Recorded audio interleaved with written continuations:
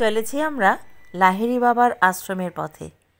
চারিদিকে গ্রাম্য একটা ভাব, গ্রামই বলতে গেলে, কিন্তু একদম অজপাড়াগা না, একটু উন্নত আর কি। কলার বাগান, বাঁশঝাড় সব মিলিয়ে খুব সুন্দর এই পরিবেশটা। আর এই যে দূরে মাঠে সব ছেলেরা খেলছে, আর এইটা হচ্ছে ইট ভাটা। এই যে বড় চোঙটার মধ্যে সব ইটগুলো পুড়িয়ে পুড়িয়ে রাখা হচ্ছে। চারপাশটা কিন্তু খুব ভালো লাগছে, আর বেশ ঠান্ডাও লাগছে এখানে একটু বেশি। আর এই যে দূরে ছোট্ট ছোট্ট ঘর মতো দেখছো না বন্ধুরা, এইগুলো কিন্তু আম পাকানোর জায়গা। যে ছেলেটার গাড়িতে যাচ্ছি ওই বলল যে এই যে আমগুলো হয় গাছগুলোর নিচে নিচেই সব রাখা, আম গাছের নিচে, এগুলোর মধ্যে নাকি সাংঘাতিক গরম করে রাখা হয়। কাঁচা আমগুলোকে পুড়ে দেয় আর সেগুলো পেকে পেকে এর মধ্যে থেকে বেরোয়। ভাবতে পারছো আমরা কি খাই। যাই হোক, তো চলো আমরা প্রায় কাছাকাছি চলে এসেছি আশ্রমের। এবার নামবো আমরা। বলো, এই যে অলরেডি নেমে গেছি। কি সুন্দর হাঁসগুলো দেখো। কি বাবা, কি বাবা, হ্যাঁ, কি চেনো, চেনো আমাকে, চেনো? কত রকমের যে ফুল গাছ দিয়ে সাজানো বন্ধু, কি বলবো। আর ছোট্ট ছোট্ট চারাঘর মতো করা, আর টুনি লাইট দিয়ে সাজানো আছে জানো তো। রাত্রিবেলা সব আলোগুলো জ্বলবে। এখনও অন্ধকার হয়নি তো, সেই জন্য আলোগুলো এখনও জ্বালায়নি। তো দেখছো গোলাপের বাগান, গাঁদা ফুল, বিভিন্ন সিজন ফ্লাওয়ার সব কিছু দিয়ে বাগানটা ভারী সুন্দর করে সাজানো রয়েছে। আর ওই দেখো কাঁধে নিয়ে চলেছে সবাই মা দুর্গাকে নিয়ে।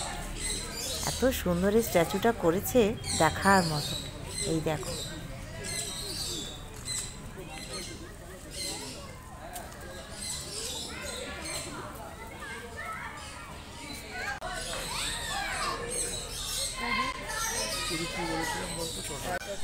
আর ওই যে ওটা হচ্ছে মা দুর্গার মন্দির। চলো মাকে একটু তোমাদেরকে দর্শন করিয়ে নিয়ে আসি।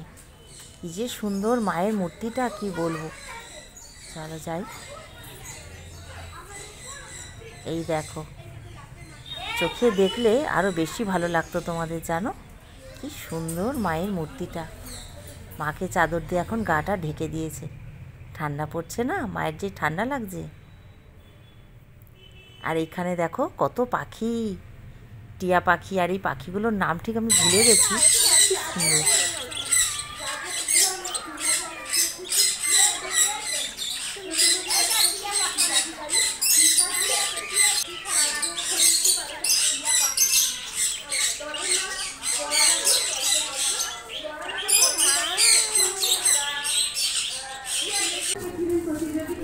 আর এখানে দেখো রাধাকৃষ্ণ ঝুলায় ঝুলছে। পুরো বাগানটাই না এত সুন্দর করে সাজানো হয়েছে যে কি বলবো। কোথাও ফোয়ারা, কোথাও এই যে একটা পার্ক মতো হয়েছে। আর এটা একটা ফোয়ারার জায়গা, যদি এখানে ফোয়ারাটা বন্ধ রয়েছে। আর সামনে না একটা ছোট্ট পার্ক মতো রয়েছে। এই দেখো বাচ্চাটা কীরকম স্লিপে উঠছে দেখো। আর দূরে না একটু প্রোগ্রাম হচ্ছে দেখতে পাচ্ছি। তো চলো ওই দিকেই যাচ্ছি, যে কি হচ্ছে সেটা একটু দেখতে হবে। আর এপাশে আবার এখানে কৃষ্ণকে সুন্দর করে সাজিয়ে রাখা হয়েছে। দেখো শ্রীকৃষ্ণ বাঁশি নিয়ে দাঁড়িয়ে আছে। কি অপরূপ সুন্দর যে এই আশ্রমটা, তোমাদেরকে কি বলবো। যারা ধারে কাছে আছো কলকাতার, একটু পারলে ঘুরে যেও, খুব ভালো লাগবে।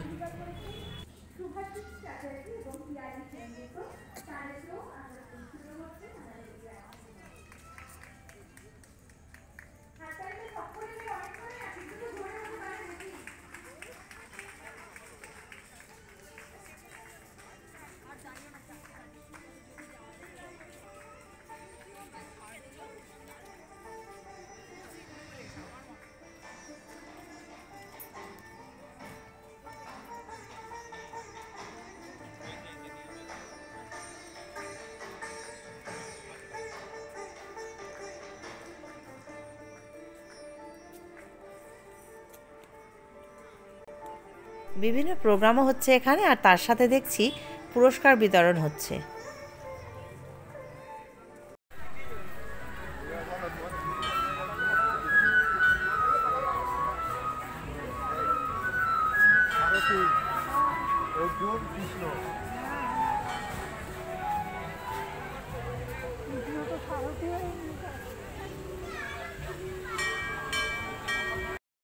এইবার চলো মূল মন্দিরে যাব। জুতো টুতো বাইরেই খুলে রেখেছি, এবার দেখবে চলো কি অসাধারণ মন্দিরটা।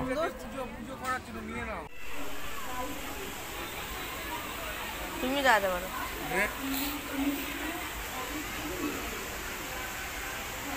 ওই যে মন্দির,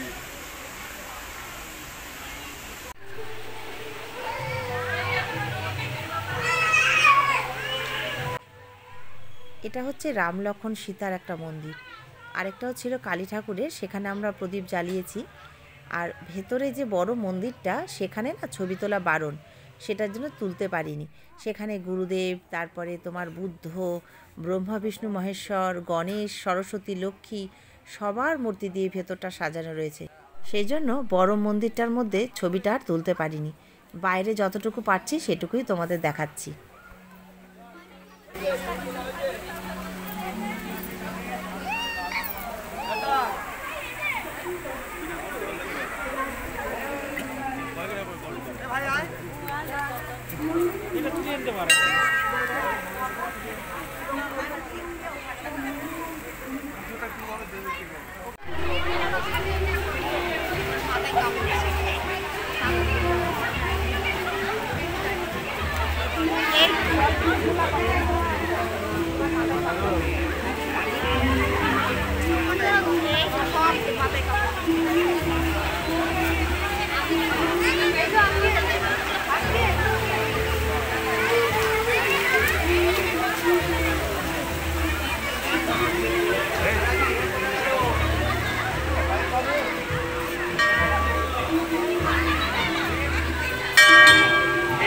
বাজাতে হয় ঘন্টায়।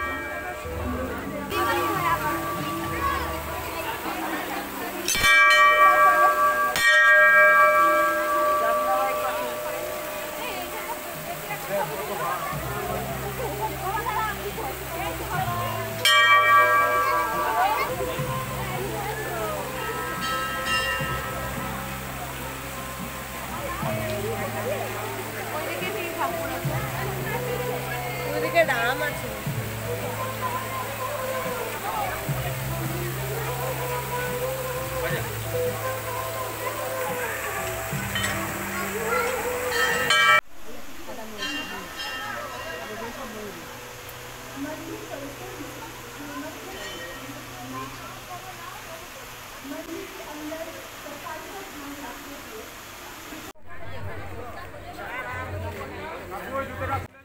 তো আমাদের মন্দির দর্শন হয়ে গেছে বন্ধুরা। এই দেখে এখানে সব আবার জুতো জমা নিচ্ছে, আর আমরা আরেকটা সাইডে আছে সেখান থেকে জুতোটা নিয়ে এবার আরেকটা পেছনের রাস্তা দিয়ে আমরা এই যে বেরিয়ে যাচ্ছি। এখানেও কি সুন্দর করে সব সাজানো হয়েছে দেখো।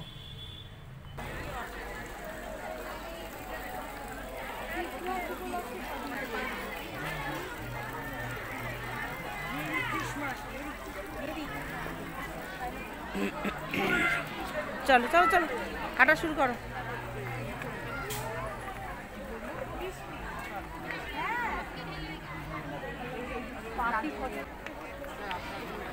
আচ্ছা, এখান দিয়ে তো বেরোতে হবে না? হ্যাঁ বললাম না, ওই দেখ কতটা ভালো লাগছে আমাকে। অসাধারণ ভালো লাগলো বন্ধুরা এই আশ্রমটা ঘুরে। তো পারলে তোমরাও ঘুরে যেও। তো আজকের মতো আমি ভিডিওটা এখানেই শেষ করব। তোমরা ভালো থেকো, সুস্থ থেকো, আনন্দে থেকো, আর এভাবেই আমার সঙ্গে থেকো। আর এই দেখো বাইরে যেদিক দিয়ে বেরোচ্ছি এখানেও কত দোকানপাট সাজগোজের জিনিস বসেছে। তো যাই হোক বন্ধুরা, ভিডিওটা শেষ করি। টাটা।